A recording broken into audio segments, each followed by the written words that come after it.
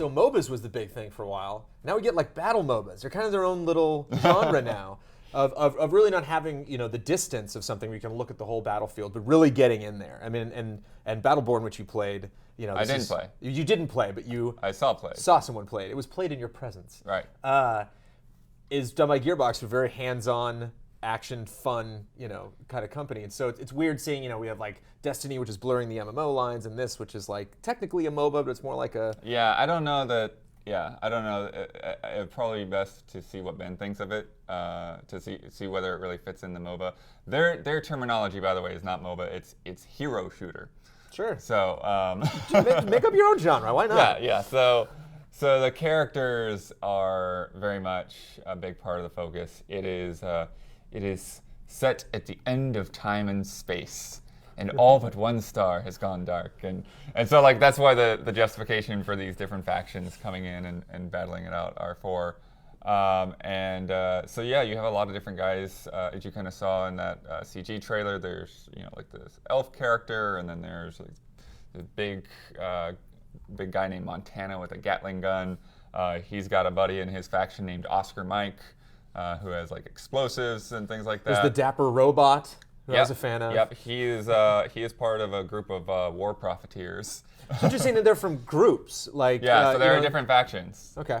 So and then the characters all kind of fit into those different factions. There is, I'm guessing it's within the same faction as the elves. There's this like mushroom guy that runs around, and he's got like these throwing daggers that he uses, and like puts down like these mushroom mines and that kind of thing, and then one of the guys doesn't even use guns. He has swords.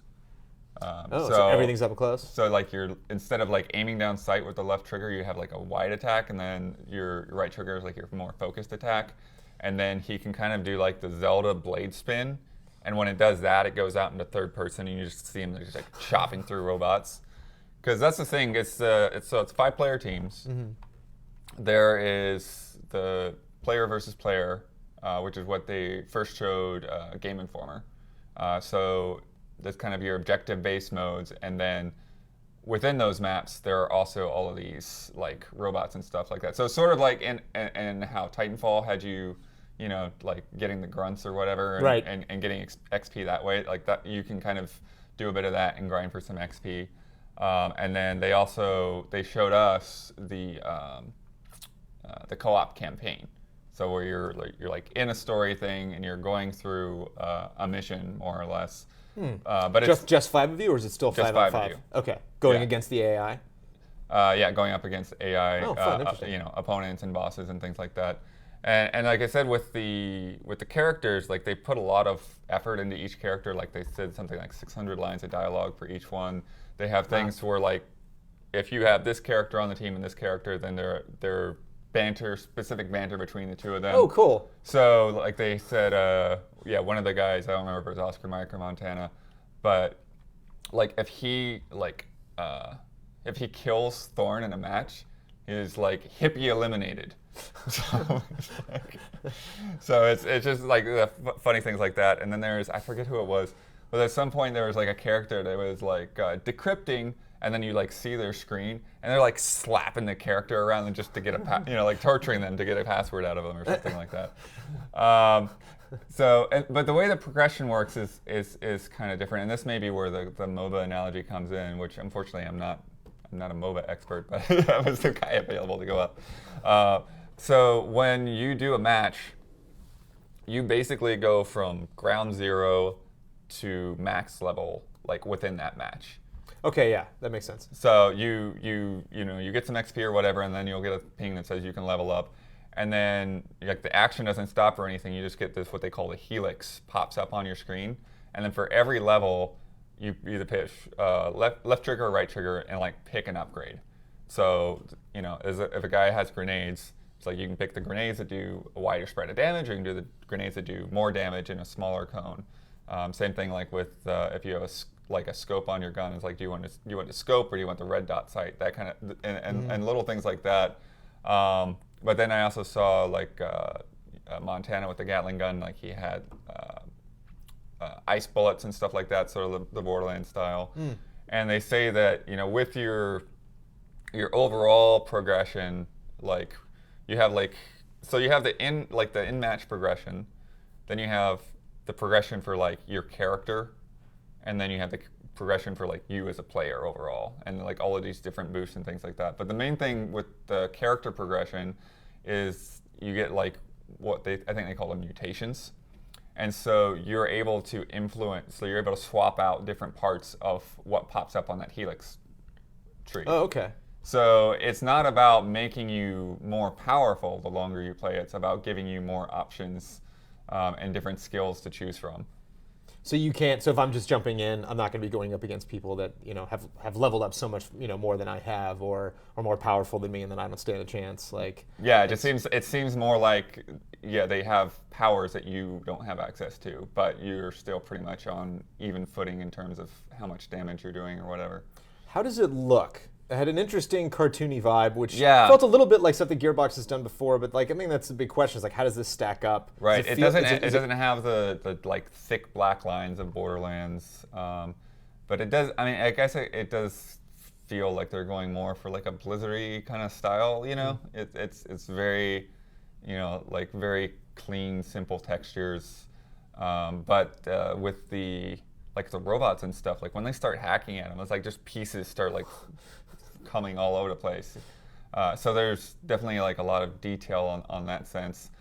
They did talk too about, with wanting to make you feel like you are this character, that you're not like just a couple of hands floating out in space. Right, which happens. That, like I said, with the spin attack, like that spin attack, that would be nauseating in first person anyway. Yeah, of course. So the camera zooms out and you see that guy just mowing through robots. But there are other things like that where you see more of your character. Like if you have a guy with a cloak, they said like if you back up or whatever, you might see the cloak like come up in a frame. Okay. And, like you can see your legs.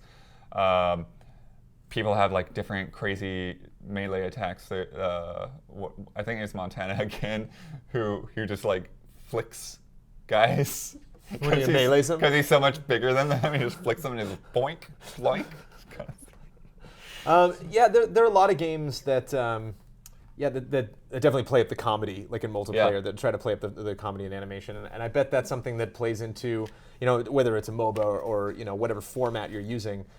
You want to make it fun to experiment with these characters. Right. Beyond just like, oh man, this guy does so much more damage. Like, oh, this character's funny. Like, I enjoy the lines that he says. I might spend a couple more matches with him, regardless of whether I'm winning or not. It's just fun to test out these factions, to get into the story, and to play one with of the characters. like one of the things, like the elf can air dash and get away because she's more like a sniper class, but then she can also. There's also an ability where she can like knock and like shoot 5 arrows at once. Oh, cool. And they were saying that some guy was coming right at her, and it seemed like there was no way that she would be able to pull it off, but they had a really good player, like one of their internal testing teams, who just like jumped up at the right second and then like headshot him with all 5 arrows and then killed the guy just outright. And that's actually kind of another interesting thing too, is that there's like. Level 7, I guess they have ultimate skills.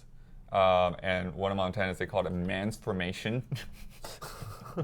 And he basically does like a Colossus thing. So he turns into metal and does this like huge leap and like pounds on the ground. It does feel like there's a lot of emphasis on each character and being able to upgrade them in different ways.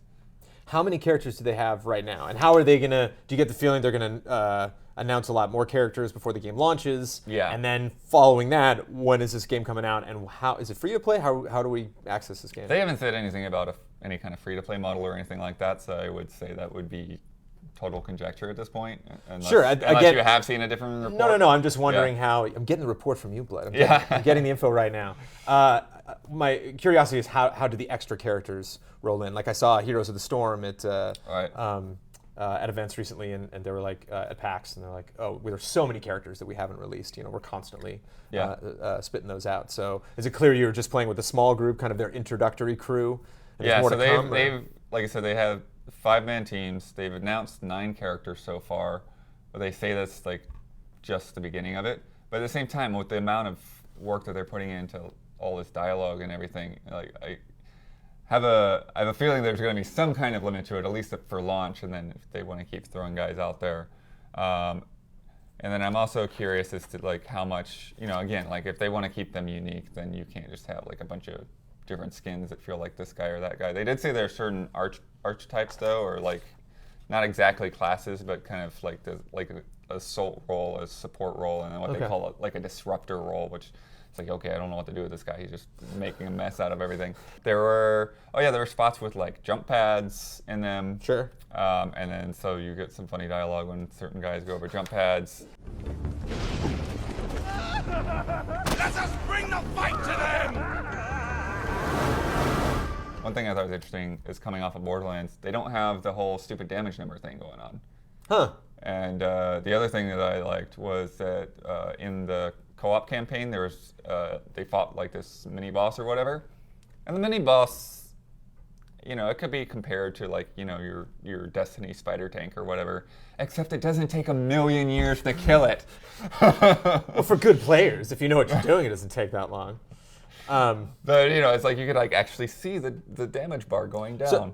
So the question would be, how can you tell if you're performing better than you previously would? Like, it doesn't really. I mean, for something like Destiny, it's like I'm getting that rifle. I want to see them getting 2 or 3 more points.